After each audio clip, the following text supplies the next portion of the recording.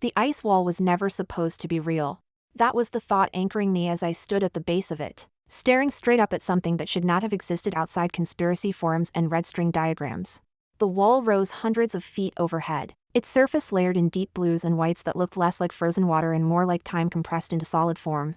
Striations ran vertically along its face, ancient pressure lines stacked so densely they resembled the rings of a tree magnified to impossible scale. I mean, Jules said beside me, tilting her head back until her goggles nearly slid off her hood, even if this is a glacial anomaly. This is obscene. Obscene is a technical term now?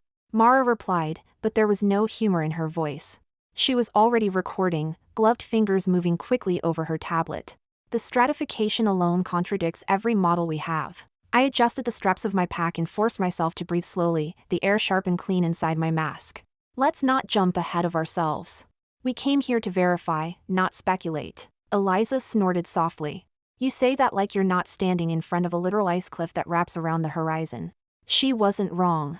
The wall curved away in both directions, disappearing into blowing snow, giving the unsettling impression that it truly encircled everything. There was no visible endpoint. No edge. Just ice upon ice upon ice. The military escort lingered several yards behind us, their presence deliberate and restrained. They had made it clear during briefing that their authorization ended at the boundary. Whatever was beyond it was our responsibility alone. And yet, here it was.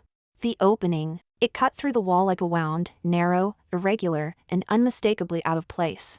Not a natural crevasse, not erosion, but a passage that descended inward at a shallow angle, its walls smooth in some places, jagged in others, as if shaped by forces both deliberate and violent. This wasn't carved by meltwater, Mara said quietly, kneeling to examine the edges. The compression patterns don't match. Could be tectonic pressure, Jules offered, though her tone lacked conviction. I stepped closer, my gloved hand brushing the ice. It was colder here, the air thick and heavy, sound oddly muted as if the wall absorbed it. Satellite imaging flagged this as a fracture anomaly. I said. We document, we traverse, we turn back. No deviation. Eliza raised an eyebrow. You say that like turning back is guaranteed. I ignored that. One by one, we entered the passage. Inside the wall, the world narrowed to ice and echo. Light filtered through the dense layers above us, casting everything in shades of blue that distorted distance and depth.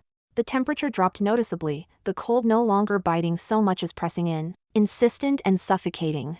How far do we think this goes? Jules asked after nearly an hour of steady walking. Based on thickness estimates, I said, checking my readings, anywhere from 1 to 2 kilometers. Mara huffed. So we're walking through the world's most inconvenient ice tunnel. Eliza ran her fingers along the wall as she passed. Do you realize how old this ice has to be? We're looking at layers that predate recorded human history. The thought sent a shiver through me that had nothing to do with the cold. Another 30 minutes passed before I noticed the first vibration beneath my boots. It was subtle, easy to dismiss. I slowed instinctively, my heart ticking up as I felt it again, deeper this time, like something massive shifting its weight. Do you feel that? I asked. Before anyone could answer, the wall groaned. The sound rolled through the passage, low and resonant, vibrating through bone and ice alike. Snow dust rained down from above, fine and glittering, followed by the sharp crack of splitting ice. Move, someone shouted. The passage shook violently as fractures raced along the walls. Ice slabs shearing inward with terrifying speed. We ran, boots slipping as the floor beneath us began to break apart, chunks collapsing into unseen depths. I was nearly at the widened end of the passage when the ground gave way beneath my feet. I screamed as the ground gave way beneath me, the ice collapsing into a sudden, sloping void that pitched my body forward before I could catch myself. I slid hard onto my side, momentum ripping control from my limbs as the passage twisted sharply downward, no longer a corridor but a spiraling chute carved deep into the wall itself. The tunnel curved around me in a tight, dizzying arc, ice rushing past in a blur of blue and white as gravity took over completely. I spun once, then again, my shoulders slamming painfully into the wall as I tried to dig in my boots, my gloves, anything to slow myself. It did nothing. The ice was too smooth, polished by pressure and time, my fingers skidding uselessly as the tunnel narrowed and bent again, corkscrewing deeper. My screams tore out of me, raw and panicked, echoing wildly through the enclosed space. I could hear them behind me. Jules screaming my name. Mara shouting something I couldn't make out. Eliza's voice, sharp with terror, swallowed by the roar of collapsing ice. I'm here! I screamed back, twisting desperately, trying to see them through the curve of the tunnel, but there was nothing, just the relentless spiral pulling me farther away with every second.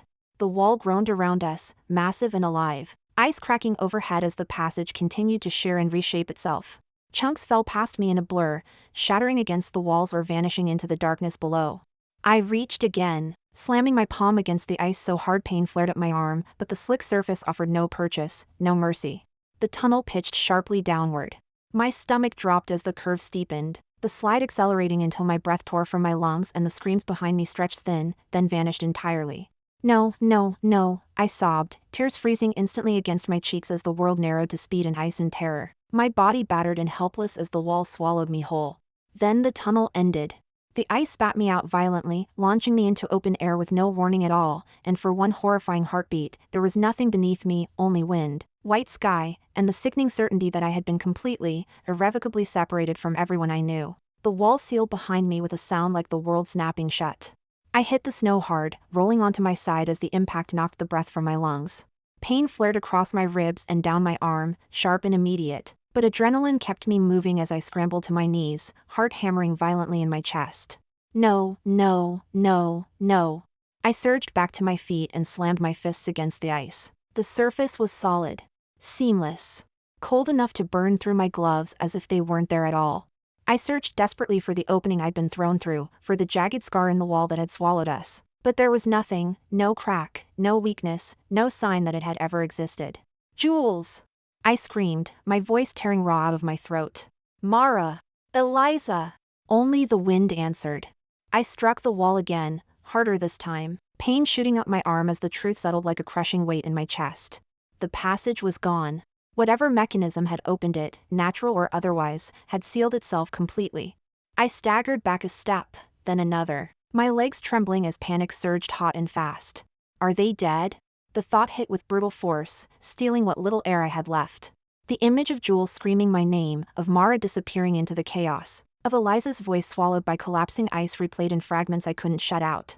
Or worse, are they trapped? Alive on the wrong side of the wall, calling for me the way I had just called for them? My vision blurred as my breathing turned shallow and rapid, my chest tightening painfully as the storm pressed in around me.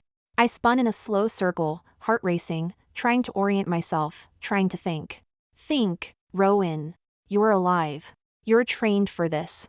I forced my hands to unclench and dragged them through the snow, grounding myself in the cold, the ache, the undeniable reality of my own body. I shrugged my pack off my shoulders and dropped it at my feet, fingers clumsy as I unzipped it and checked the contents. Rations. Water. Emergency thermal layers. Basic tools. Enough for maybe a day.